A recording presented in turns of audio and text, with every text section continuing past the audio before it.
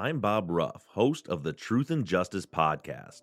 Each season on Truth and Justice, we reinvestigate a wrongful conviction cold case. Our investigations are shared on the show in real time, and you actually participate in the investigation. Season 3 has just begun, so this is the perfect time to get on board right from the beginning of a brand new case. Search for Truth and Justice on your favorite podcast directory and start listening and participating today. Start on episode 301, Murder on September, to join in on the investigation. Feed me more.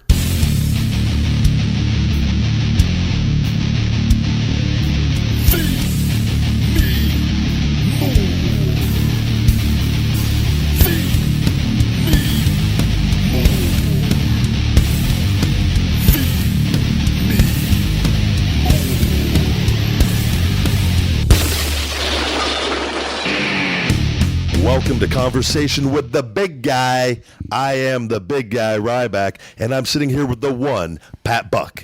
Hey everybody, this is Pat Buck. We're on episode 5. We've been off and running for months strong, even though we've been recording this in one session. Booze is starting to get to me, so I might be a little slower on this episode, but I'm all right though, so hopefully I could catch up throughout this episode.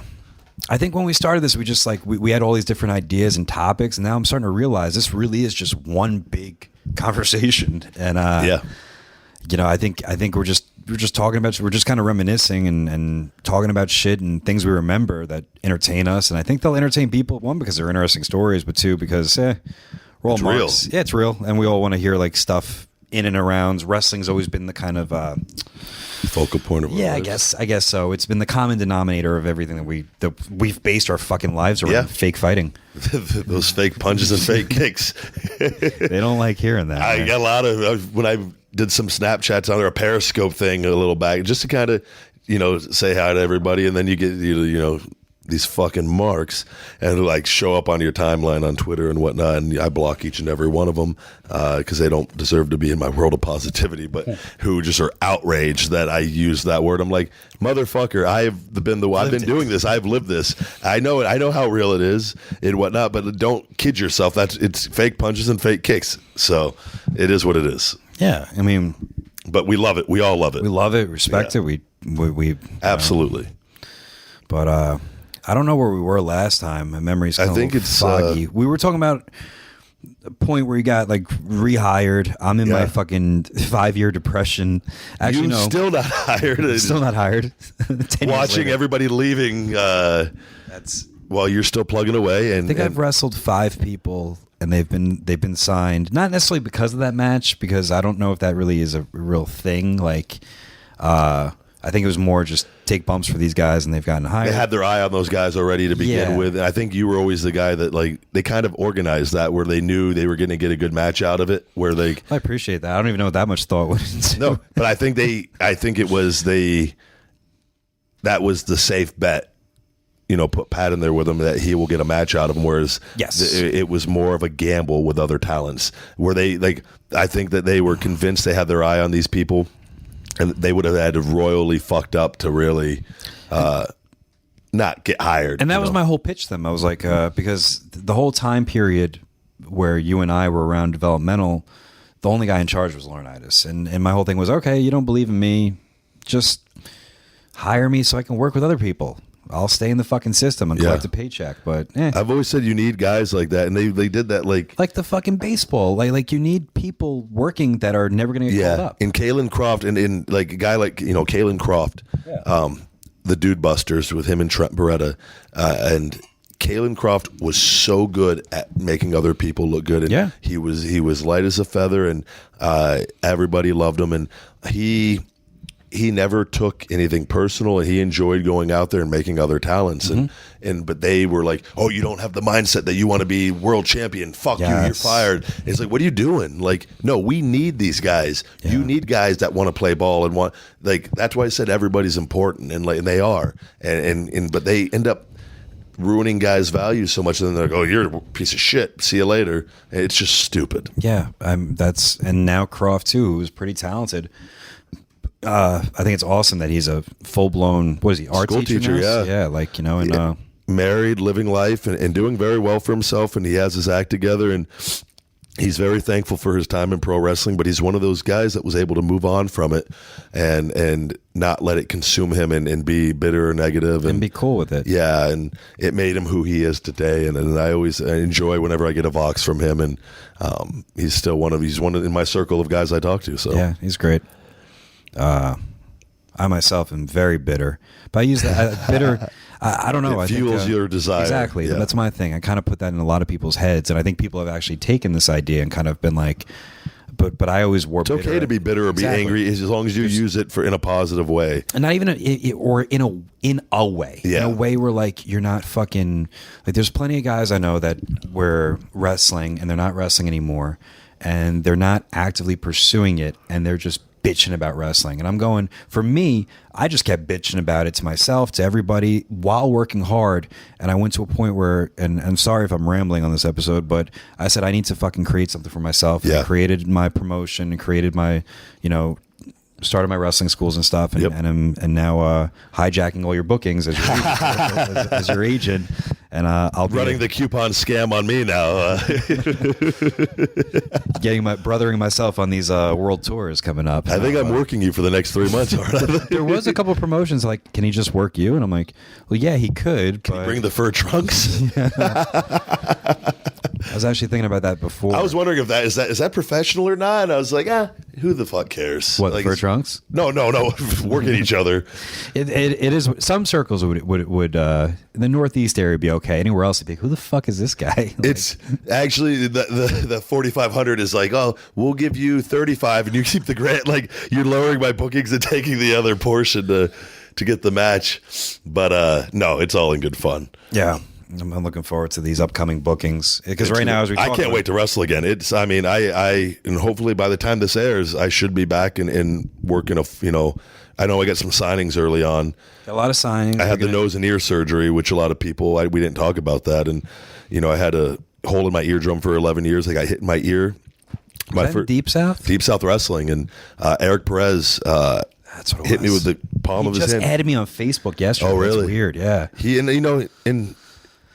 lived with me briefly, and there was a lot of weird shit that went on down in Deep South, and we don't have to necessarily go here or there with it, but I got my eardrum busted, and it was bad. The hole never healed up, and so I couldn't, I haven't been able to go underwater or swim, or I've got ear infections for 11 years because you get a little bit of shower water in there, yeah, and it just it flares it up, and the WWE, I always had the doctors there always had to prescribe me ear drops, and it was just to the point where this last year on the road, I was home, and I woke up one morning and my entire left side of my face, it looked like I had a tumor growing out of my jaw, and I just out of nowhere, from going to sleep being totally fine. This year? Or? Yeah, and it was on my left side. And so I was out of the eardrops for a while, and I would always I'd use the eardrops and my ear would be good for a while. And then it would just, you're so busy on the road, and I would always kind of know, I could feel it when it was coming on, the ear infection. This one though, I didn't. It just hit me one night. The ear infection went. What happens is, and I didn't know this, it goes into your face. Okay. And then a lot of Navy SEALs, I guess, get this, is what I was told, where they have ruptured eardrums or a perforation of their eardrum, and the infection can spread inside your body, and you can eventually go to your limbs, and a lot of people have had limbs amputated. And I just know from the fact that my entire left side of my face looked like I had just this huge balloon blowing out of the side of my cheek.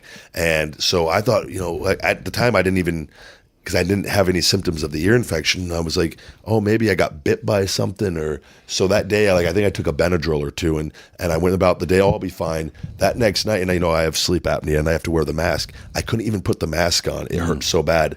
And I tried to fall asleep, and I took some ZQuil or something to try to, because I was just lying there, and it just hurt so bad.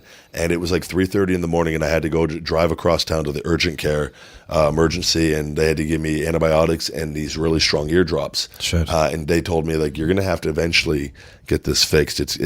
that hole is really good sized. And so when everything happened here when I decided to walk away, the one thing I said is that in my nose, which I got broken also my first year, and I've never been able to breathe through my nose ever.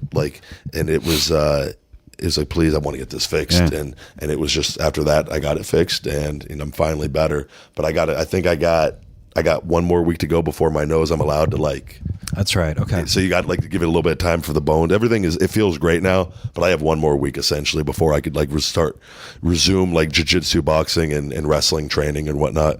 So I'm looking forward to it. Where the fuck were we? How do we get to the injuries part? I think we're talking about going to FCW period essentially though. Yeah. But we're just going where the story takes us, or the booze. No, but it's getting rehired and going down to FCW and being back in the developmental system, and it's amazing this journey and looking back and reliving all of this. And I look at that period and FCW, and I was gone from home for 7 years by the time I moved back. Sure. WWE, and that's a long time to be gone. And before you even make it, because when you make it to the road, you're gone. Yeah. But at least you get to go home for at least a day. Did you go home at all?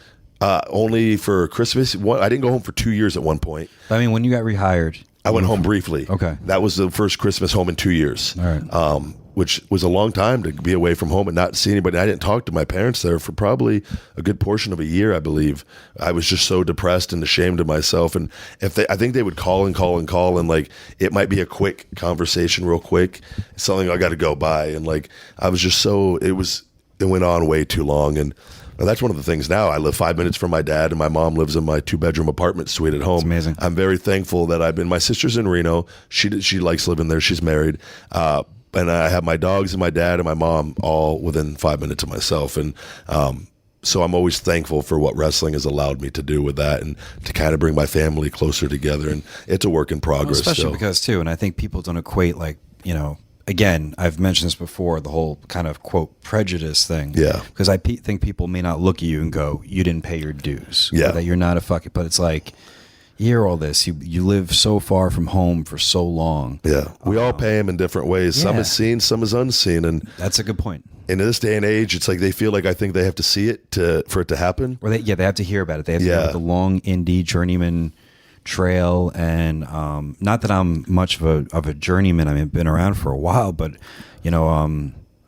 it's always hurt me though when I hear the negative things, because I'm like, they just don't know me, and I always feel all the negative stuff is from people that don't know me, and it just is like, guys, come on, don't be so judgmental. You haven't walked in my shoes. You don't know what I. Well, I can equate that to something, and it kind of, not that it bugs me, but it kind of does bug me, is that I feel that there's so many tales in wrestling and so many people that I think fans honestly should know about, whether it be independently or that are not, maybe, I don't know, there's so many journeymen and wrestlers that fans don't know about because they don't work for the promotions that are accepted by the smarky population. Yeah. And it's kind of upsetting because I've known of people who have worked over a decade in wrestling, and smart fans think they know everything and everyone.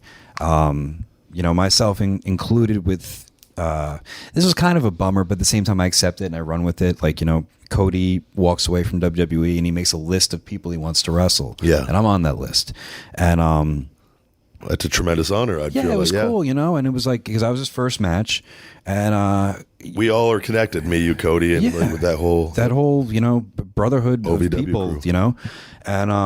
And everyone's like, oh, I know everybody on the list except Pat Buck, and I'm like, motherfucker, I started in 2001. Yep. And it's a shame because there's a lot of people with that. I think as wrestling goes on, there's luckily there's been more exposure for. I think that it's a good time in wrestling where there's not companies up and coming, but it's a good time to be a professional wrestler in terms of there's more opportunity from guys on the independents. But it's also a shame where fans think they're so smart and they know everything. And I love all the fans, I do, but there's some that just go, if you're not in these three different promotions, who the fuck are you? We don't care about you. And I think that sucks. And they just have to be more open to the way they think. And, that's one of the things with you I've always admired is your work ethic. I think that's one of the things that we kind of have in common. And I remember, living together in Utah. I just busted out 500 Hindu squats, and I always I'm in the gym 3-4 hours a lot of times, and I think we have that work ethic thing in common, and everything you have is because of your work ethic, and everything I have is because of my work ethic, and I think that's kind of the common connection, and everybody works hard in their own way and in different ways, but it sucks when you hear negative things like that, and that the work that you put in, and you're talented, how good you are, but because they haven't necessarily seen you before, because they're limited to their views of what they watch and whatnot. So it is what it is, and you just make the most of it, and you use it to fuel you and drive you and to even work harder and for yourself. But I think that comes to who and what you are. I know who and what I am. And it sucks to hear that sort of thing from people, but you just can't let it affect you negatively, and you never have.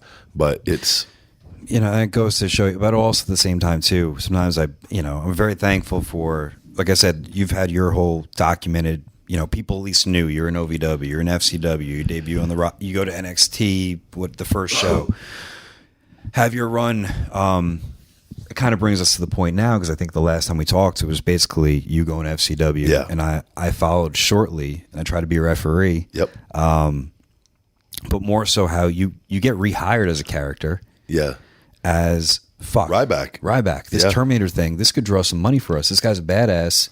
He has a built-in persona based off Terminator. Because, I had to adjust it from what it was at OVW, because it was very machine, and we're not selling a lot and whatnot. And we were, this is now WWE contracted talent. But at the same time, you and I both know that if anything's pushed the right way, it'll fucking work. Absolutely. It's like...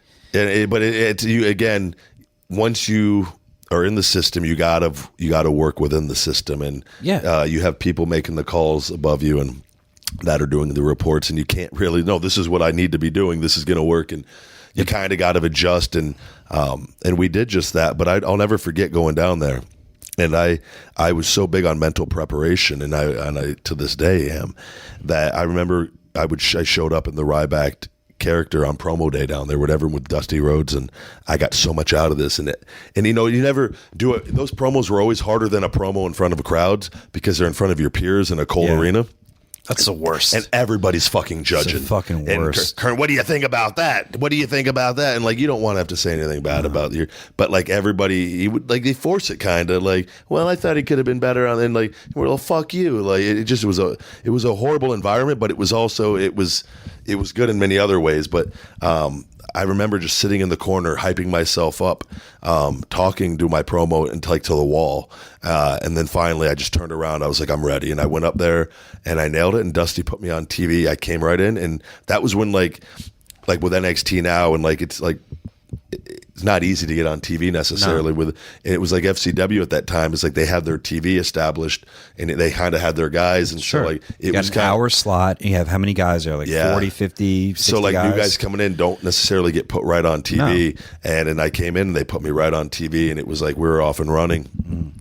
But it was, so I had, to tie this all in, my first year in Deep South Wrestling, and I've talked about how difficult that was down there. There was a point down there where I injured my right shoulder, and things are not like they are now. Whereas if you get hurt or you get injured, or you think you might have tweaked something, where you go get it looked at to avoid anything more serious and whatnot. And I had tweaked my shoulder, and rather than kind of letting it rest maybe for a day or two, or getting it checked out, I had to then run a clothesline drill on everybody, and clothesline guys as they ran into me as hard as they can, and I had to force them to bump. Was the exact There was a lot. What was this? Fuck that. It was down with Bill DeMott, and I love. This Deep South. Deep South. I thought it was FCW. I was like, no, that sounds weird. And so this is my shoulder. I fucked up my shoulder really, really bad down there after that drill. I tweaked it, and it wasn't.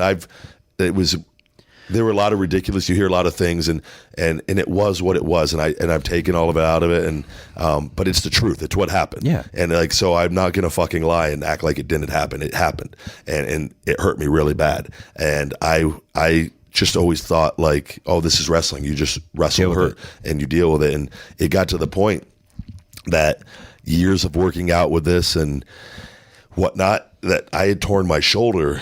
I had tear in my rotator cuff and a rear tear in my labrum, but I had torn my bicep tendon that was hanging by a thread. They told me they were amazed, like it was still like attached. I was curling and like everything, and like they said you're one curl essentially away from this thing, your bicep just rolling down, and so I had to get it fixed. So I'm in there. I was so paranoid because I had just gotten rehired, and at that time, I'm not going to speak up and go, well, this was an injury from 3 years ago. This is what happened. You just didn't talk about it. And it kind of just was the way things were. And sent and got it fixed. And it kind of took away a lot of the momentum that I'd had as the Ryback character. So here I come back. I'm not back wrestling yet, but I'm about to be cleared.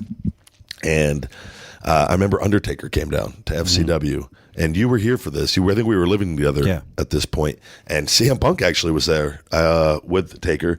And I'd spent a bunch of money got a new Ryback outfit made.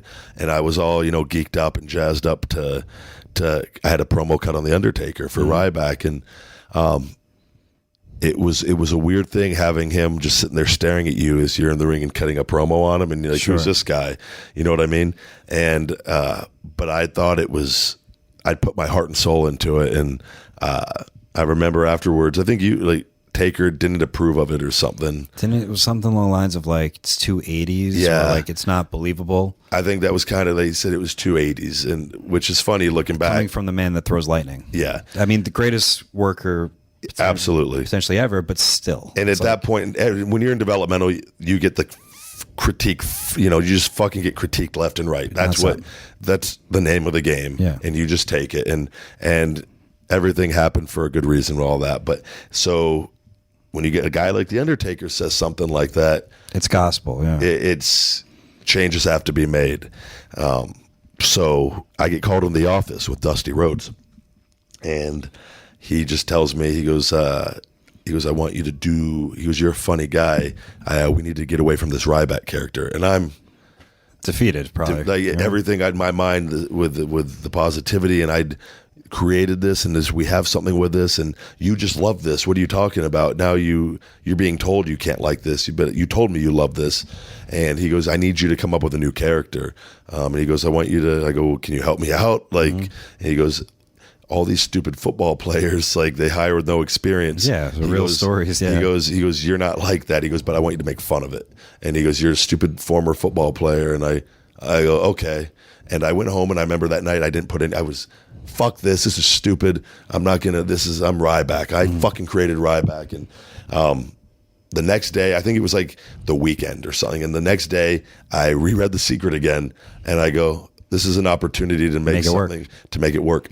And I started watching wrestling, and I saw a thing on one of the wrestling DVDs for Sheffield, England. And I just remember I loved Gary Sheffield, the baseball player, as a kid. Okay. And I go, Sheffield's a cool last name.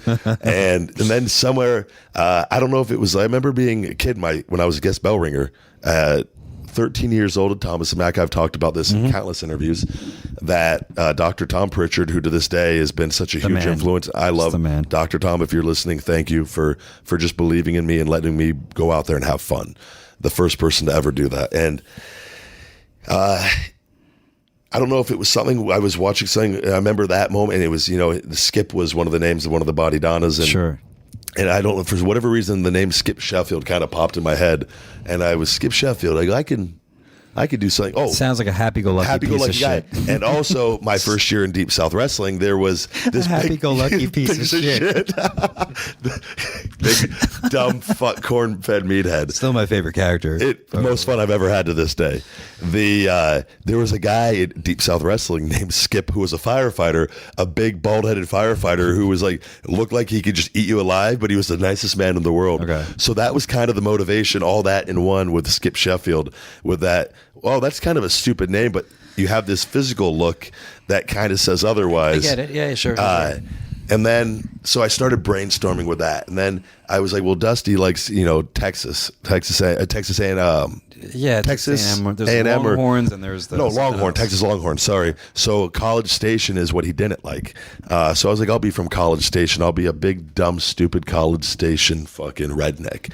And in the shower one night, I was trying to come up with a promo, and I don't know where it came out, but I just said, yep, yep, yep. And then I remember Nick Mitchell down, he used to be part of Mitch from the Spirit Squad, used to say, what it do? Okay. Down, that was kind of like, what it do? What it do? And like the Miz, that was kind of always like, we all were around each other, that circle. And I just, yep, yep, yep, what it do? And I remember I was like, oh, that sounds kind of cool. Okay. Or not cool. Sure. But that was where the ball started, the wheels started turning for Skip Sheffield. And I wrote a promo out, came up with this stupid cowboy accent, what I thought was a cowboy accent or whatnot, and had these tight blue jeans with these brown, like, tight boot shoes. Mm-hmm. And I brought in a can of butter spray because Skip Sheffield wouldn't put on baby oil. He would put on butter spray for whatever fucking reason. And I went up there one day and cut a promo, and the entire class stood up and applauded. And it was like Skip Sheffield was born right I think then they were into the character, or they appreciated the fact more that you were stepping outside a comfort zone and doing your fucking job as a good soldier and listening to... I don't know. I would have liked to believe that Skip Sheffield had listened to that response out of the crowd. He'd reeled him in. But we feel bad for it. No, it could have been that I had been this Terminator type character and very serious. Yeah. And they just saw a whole other side of me. And I think that was a big part of it, that this guy's willing to step out of his comfort zone and try anything. And it was one of those moments. It was because we're all vying for that, to get the fuck out of there. Yeah. And like, you want everyone to do good, but you don't want anyone to do better than you or whatnot. It's kind of like the mindset. And so that was a big moment. And Skip Sheffield was born, and Dusty Rhodes, used Skip Sheffield on everything. And I was booked on every TV, on every live event. I always had adequate TV time. He gave me promo time every week. And well, I mean, it goes to clearly that was it, because when they did the NXT project, they picked the 7 or 8 top guys. And John Laurinaitis always said, at that point in time, Skip Sheffield was, and not tooting my own horn, I was, with the FCW crowd, I was very over down there, mm-hmm. I feel like. And that was kind of, I feel, what John Laurinaitis always used to say, like, get over in developmental and we'll give you an opportunity on the main roster. And I think that was, I had earned it at that point, and that was part of the the reasoning of putting me on that first season of NXT. Mm. Wow. Okay. Shit. I just remember it looked like it was a weird time in OVW because the system I was still hanging around there, and they were still in business, and we started drawing a lot of houses that were bigger than when developmental was there. Well, we had Alfred Simpson, who Simpson isn't his last name, but Alfred. I still talk to Alfred quite a bit. He messaged me a while back on Facebook, like, with everything going on. Okay. I was amazed that he was following me. I had no idea.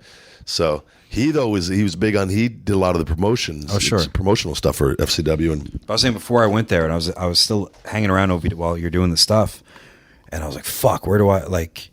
There came a point in OVW where I was like, I can't be here any longer. I've been here 4.5 years. It's time to move on. I remember you, Hawkins, Trent, Croft were like, hey, just fucking move down here. Like, maybe we can, it's not the same thing, but maybe we can try to get you in the class or something. And I moved down there. And then I tried to become a referee But you moved down there, and I don't think you moved in with me right away. No, I lived in Matthews and Bayless. Yeah. Oh, that's right. Yeah, and you lived with Becky Bayless. Yeah. I forgot all about that. Oh, Jesus Christ. She's still around. But you've always been very, very good with teaching other talents. And with your thing where it sucked going from the system to system, because I didn't know Kern, I didn't know Norman, I didn't know anyone down there.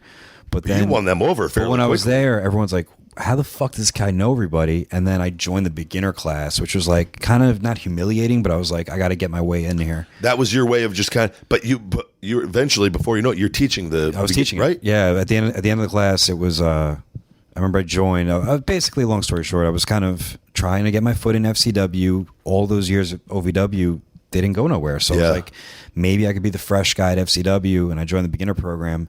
And at first, they're like, okay, maybe this kid's... They didn't know what the fuck I could do or could not do. And I didn't know Norman. I didn't know Kern. I knew Doc, but, I didn't know the powers of... I didn't know Dusty. And I joined the beginner program, and they're like, why the fuck are you here? But by the end of... Or shortly there, they were like, hey, Norman's in one ring. Kearns in the other, and then they had me in the other one, fucking teaching, people that would eventually be hired. Some of the Brittany Bede, I think, was one of them. Jamie Keys, yeah. Jamie Keys she was one of them. Had a short run in WWE. That's right. She would actually pay me for private lessons. That was one of the best. Oh, lucky you. Gigs I'd roll around there. I would teach her legitimately. Yeah. Come on. That wasn't bad. You're getting married here. I'm sorry we can't be talking about that. It's okay. It was a pretty sweet gig. That's what Norman. Norman always was working with the girls. I was like, what a job. Great job. Just roll around with hot chicks all day. That was one of the things, though, not to fucking make this show about myself, but like the idea came up, and Laurinaitis was like, oh, I'm okay with this. Where I wasn't a big guy, but I wasn't small. I mean, there's the referees my size, like whatever, Chad Doan and whatever his name is. I forget the other guy's name. But they're like, oh, he could work with the girls, and if they get lost, he's a good enough hand. He can direct them through. I'm like, you're gonna hire me as a Divas referee? I'm like, fuck yes. And then it didn't work out. And I remember, I remember that when I was like, what are you doing? Because they wanted to hire you as a referee, and you had your reasons, and well, they fucking told me, they're like, look, like there's no position. I had the tryout, or they brought me to TV, and then they came out of the production meeting, and Kern's like, oh, we just talked about you in there. And I'm like, I saw Vince there. I was like, what, in there? He's like, yeah. And he's like, yo, you're going to referee tonight and tomorrow, and then we'll see what happens. I'm like, cool. And it didn't happen. I ended up wrestling Crime Time. Yeah, I remember that in Orlando. I think it was, you're so much better off for that. That's a job you don't want to have. No, it's not, and especially in today's environment over there and what's required. And like, you're not just a referee, and it is what it is. Yeah. But you're not that type of person, so you're better off not being there. So that was it. And I remember I felt kind of bad leaving the apartment too. I was like, I can't go any further, like, because they told me there's no referee job for you at the moment, but when there is one, you're getting it. I'm like, yes. And then they hired 2 more referees, and then which weren't me. You had to do what was best for you, and it wasn't staying there. And I was like, I got to go. You're like, really? You could stay around for so long and watch so many people be hired, and time again, like years have gone by now, and you made 100% made the right move. You moved back home and eventually got the wheels going with this shit. And look what you've done. You're now sitting here, conversation with the big guy. Yeah, I've made it, guys. Shit, let's hope this fucking sponsor money rolls in. 5 viewers. So I ended up with Skip Sheffield, everything, is going well, and NXT comes around, and here we go, and they picked the 8 of us, Wade Barrett, Heath Slater, Darren Young, Daniel Bryan, and Justin Gabriel, David Otunga, and Michael Tarver, I believe, is all of us. I apologize if I'm leaving out any. I think that's everyone. And we went up there, we did NXT, and that show was anything but wrestling, essentially. It was kind of more like of a American Gladiators meets WWE. Who's creative. Your coach? Was it Regal? Yeah, it was supposed to be MVP, and then something happened with that, and then it was switched to William Regal, and he's always been very, very good to me, and he's well respected amongst everyone. Absolutely, there. Yeah. And he's always told me straight. And he even told me right off the bat, I don't think you should do this character. I go, in all fairness, I go, what am I supposed to do? I don't have a character. I can't. What is my name? What am I? This is why they brought me up here. Yeah. And I just said, I have to try. I don't know what else to do. And he goes, I understand that. But I think he kind of, in being in the system and knowing Vince and whatnot, knew that this wasn't, I was playing a character and it wasn't true to myself. What happened? I mean, you go through the whole Nexus, was it Nexus stuff, injury, brought back as Ryback? Was that it? Yeah, but it was, so it's NXT, and I think I didn't debut on the first episode, which is kind of is like, well, geez. Mm-hmm. That kind of is like, well, that sucks. It sucks. But what can you do? All right, I'm on episode 2, but I can already see like I wasn't a focal point. Like it wasn't what they were focusing on. And Vince came up to me, I think after week 2 or 3, and he just said, I need you to get away from this character. Mm-hmm. This isn't you. You're going to make me millions of dollars being yourself. And I said, cool. That's a lot. It's great to get that feedback from the boss that early on. And but what do? I've already debuted as Skip Sheffield, and like now just show back up the next week, and like he goes slowly get away from it. So if you go back and watch that show, you'll see I think I lose the cowboy hat eventually, and then I try to like do the old Ryback spiked vest, but it was a Skip Sheffield one. But I was just trying anything to try to get, but I was still talking in the accent, and I was just on there, and it was only 2 or 3 weeks of doing it, but like. You can't just change overnight. You can't do it. Yeah. Looking back, it would have been the easy thing to like, just start. Forget it never existed. And because what I eventually just did start being serious on with the Nexus thing. So NXT runs out. We do the NXT thing.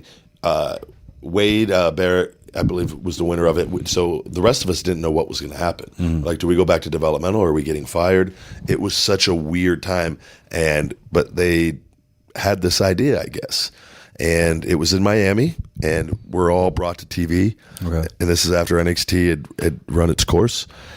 And we're brought into a room with Vince and Johnny and Michael Hayes, where they explained to us the Nexus. And we have one chance, one opportunity to go out there and get over. And if we don't, we're going to be fucking fired.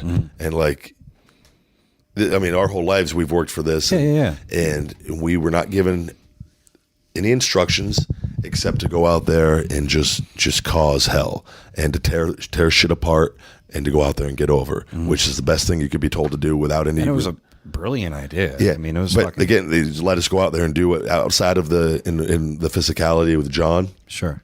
At the time, outside of knowing what that was going to be, none of us really knew anything else going on. Just tear the ring apart. We haven't done this before, and let just cause chaos. And I think there was a couple things where hit this guy here, hit that guy there, where you but we didn't know when, and it came. It was such a beautiful moment, and it was something I'll forever be thankful to be a part of, and to be able to feel that. That's why you do this, to feel that. Yeah, whether good or bad.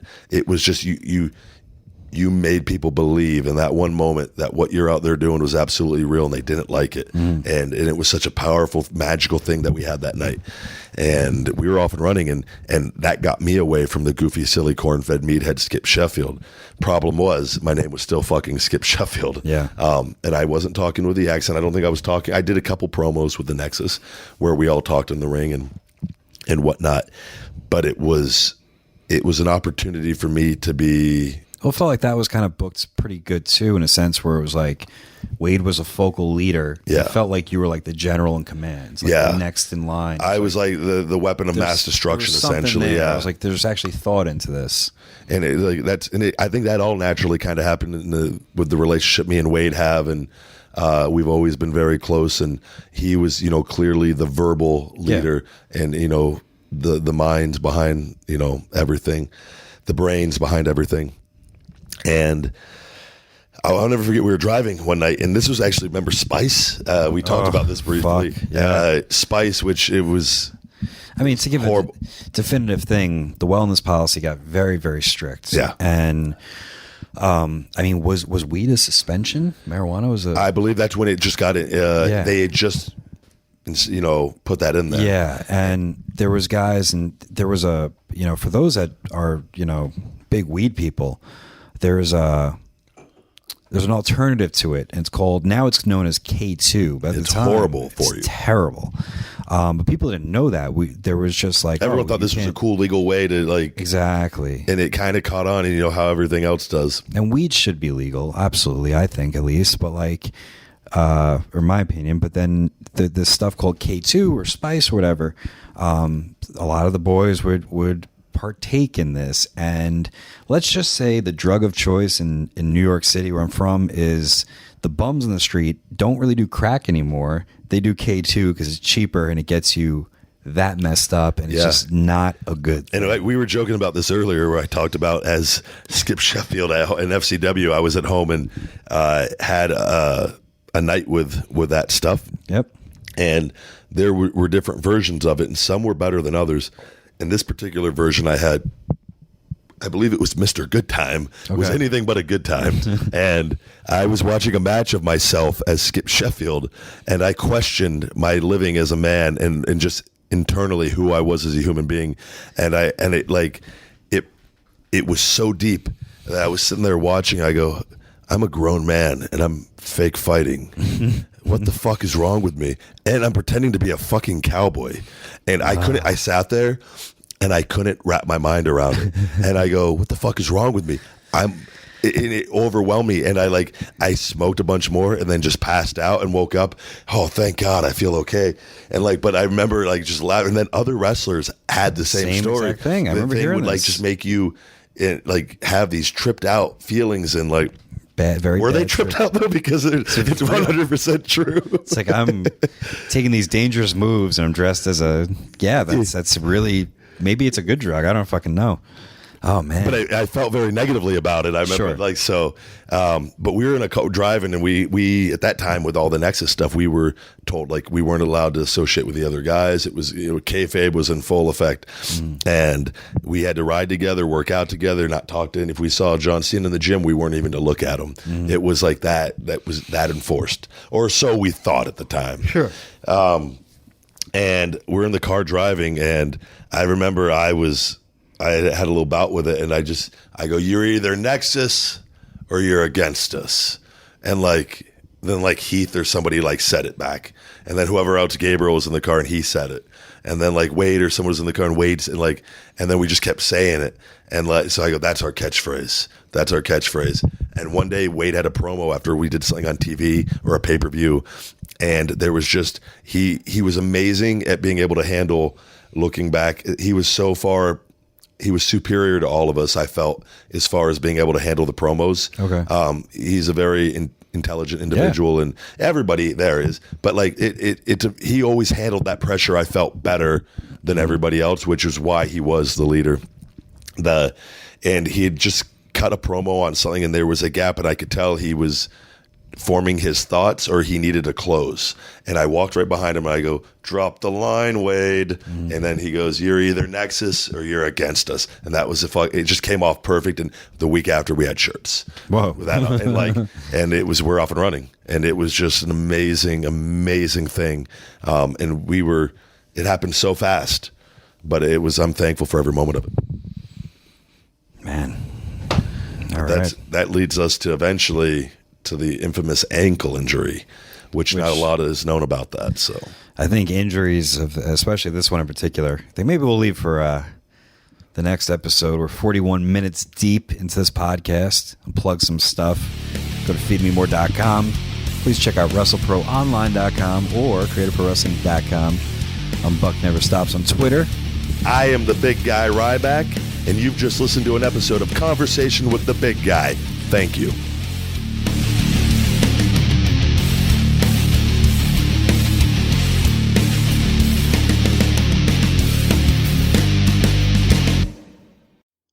I'm Bob Ruff, host of the Truth and Justice podcast. Each season on Truth and Justice, we reinvestigate a wrongful conviction cold case. Our investigations are shared on the show in real time, and you actually participate in the investigation. Season 3 has just begun, so this is the perfect time to get on board right from the beginning of a brand new case. Search for Truth and Justice on your favorite podcast directory and start listening and participating today. Start on episode 301, Murder on September, to join in on the investigation.